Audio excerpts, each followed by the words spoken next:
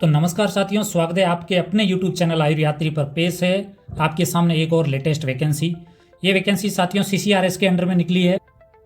CCRS के under में काम करने वाले institute regional Ayurveda research institute Nagpur के अंदर ये इंस्टीट्यूट स्थित है। यहाँ पे 14 पोस्ट पे वैकेंसी निकली है। जो सीनियर रिसर्च फेलोशिप के 14 पोस्ट है आयुर्वेद की, यहाँ पे ये वैकेंसी निकली है। तो इसके बारे में मैं आपको थोड़ा सा डिटेल से बता देता हूं। तो साथियों, CCRS की जितनी भी वैकेंसीज निकलती है, लेटेस्ट वैकेंसी और उससे जुड़ी हुई डिटेल आयुर्यात्री यूट्यूब चैनल पर आपको सबसे पहले मिलेगी। तो एक बार आप सब्सक्राइब कर लें। चलिए देखते हैं, थोड़ा सा हम इसको डिटेल में देखते हैं। आप देख पा रहे हैं regional Ayurveda research institute Nandvan Nagpur. अब नीचे अब डिटेल देखें। दिस इंस्टीट्यूट इंटेंड इंजन service following post purely contractual basis. ये कॉन्ट्रैक्ट बेस पे है, ठीक है।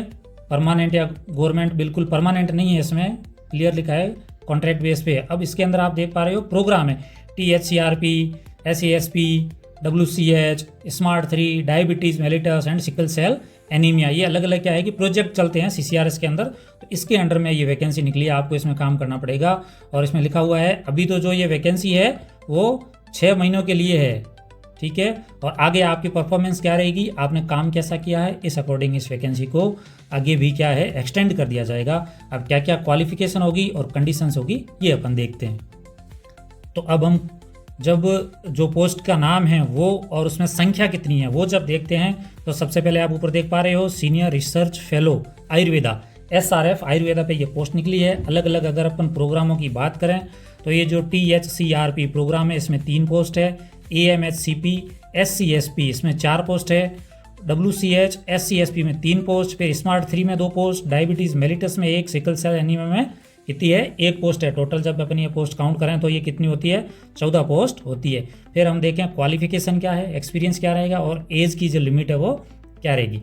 क्वालिफिकेशन में हम बात करें तो जो एसेंशियल क्वालिफिकेशन है कि ये आपके पास डिग्री है वो होनी ही चाहिए, वो है BMS degree from recognised university या इंस्टीट्यूट।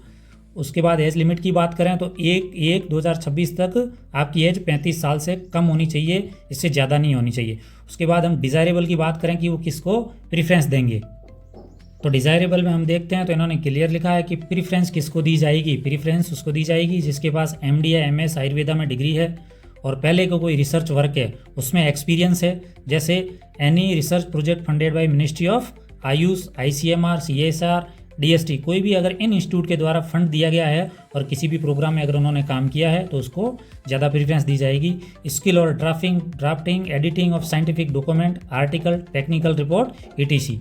इसका मतलब है फ्रेंड्स कि जो भी अगर कोई भी आर्टिकल्स है, डॉक्यूमेंट्स है, टेक्निकल कोई रिपोर्ट है, उसकी एडिटिंग, ड्राफ्टिंग और जो भी डॉक्यूमेंटेशन है वो आपको आना चाहिए। तो जिसको ये ज़्यादा काम आता है उसको प्रेफरेंस ज़्यादा दी जाएगी। Publication and peer reviewed journal, जो जर्नल में अपन रिसर्च पेपर प्रकाशित करवाते हैं वो आपके ज़्यादा प्रकाशित होनी चाहिए, तो आपको ज़्यादा प्रेफरेंस मिलेगी। उसके बाद हम बात करते हैं knowledge of computer application such as MS Word, MS Excel और MS पावर पॉइंट। आपके पास MSS का अच्छा नॉलेज होना चाहिए, कंप्यूटर का अच्छा नॉलेज होना चाहिए, तो आपको इसमें प्रेफरेंस ज़्यादा मिलेगी।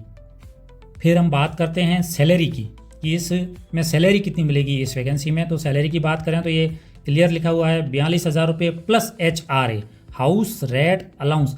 अब HRA दोस्तों नागपुर का कितना है, गवर्नमेंट के अकॉर्डिंग उतना HRA आपको मिलेगा, प्लस 42,000 है वो आपको फिक्स से मिलेंगे, ठीक है। फिर उसके बाद हम बात करते हैं date and time of interview, कौन सी डेट को इंटरव्यू होगा और कब होगा, ठीक है। तो ये 10 अप्रैल 2026, 10 अप्रैल दोस्तों 2026 को ये इंटरव्यू होगा और कब से स्टार्ट हो जाएगा 9:30 बजे से, ठीक है। As per the necessity written test will be conduct. अगर कैंडिडेट्स ज़्यादा आ गए तो इसमें इंटरव्यू नहीं होके रिटर्न टेस्ट भी हो सकता है। उसके बाद फ्रेंड्स इन्होंने कुछ जनरल इंस्ट्रक्शन दिए हैं, वो अपन देखते हैं क्या लिखा है। Interested candidate fulfilling the essential desirable qualification at age limit prescribed above are requested present on mention date. 9:30 से 12:30 बजे तक आपको RARI नागपुर में प्रेजेंट होना है। जो आपको एप्लीकेशन फॉर्म है वो फिल करके, एप्लीकेशन फॉर्म कहाँ पे मिलेगा उसका लिंक मैंने नीचे इस वीडियो के डिस्क्रिप्शन में दे दिया है, उस पर क्लिक करके आप डाउनलोड कर सकते हो। फिर उसमें लिखा है self attested xerox copy of necessary certificate, जो आपके सर्टिफिकेट है 10वीं का, 12वीं का, BMS का, परमानेंट डिग्री, वो सारे सेल्फ अटेस्टेड और जेरोक्स कॉपी के साथ आपको लेके प्रेजेंट होना है। और with original document and 2 recent passport size photograph, आपके पास जेरोक्स कॉपी भी होनी चाहिए और जो ओरिजिनल डॉक्यूमेंट है वो भी होने चाहिए साथ में, ठीक ठीक है। फिर आता है the screening procedure will end by 12 noon, no candidate will be allowed after 1 PM। देखो 12 बजे तक जो स्क्रीनिंग प्रोसीजर है वो कंप्लीट हो जाएगी और 1 बजे के बाद किसी भी कैंडिडेट को अलाउ नहीं किया जाएगा।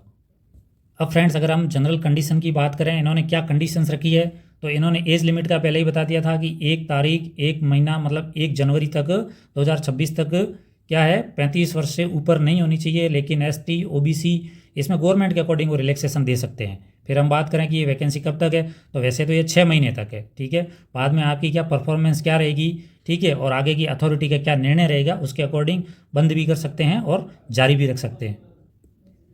फिर हम बात करें कि ये पोस्ट परमानेंट है या कॉन्ट्रैक्ट बेस पे है, तो ये बिल्कुल इन्होंने क्लियर लिखा है कि contractual basis, no right to claim for continuation of regulation of appointment, की ये मेरा जो अपॉइंटमेंट है इसको रेगुलर रखो, इस पर आप दावा नहीं कर सकते, ठीक है। उसके बाद इन्होंने बताया कि applicant should their biodata along with original certificate, experience certificate, जितने भी आपके पास सर्टिफिकेट है, फोटोकॉपीज है या फोटो सारे ओरिजिनल होने चाहिए। इंटरव्यू के समय आपको कोई TADA नहीं मिलेगा आने का जाने का, ठीक है। फिर इन्होंने लास्ट में डाल दिया है कि एप्लीकेशन फॉर्म आप CCRS की वेबसाइट से डाउनलोड कर सकते हो, ठीक है। अभी इसका जो वेबसाइट का लिंक है, आपको फॉर्म कहाँ से डाउनलोड करना है और कैसे क्या भरना है वो मैं लिंक नीचे डिस्क्रिप्शन में दे दूंगा, आप वहाँ से डाउनलोड कर सकते हो।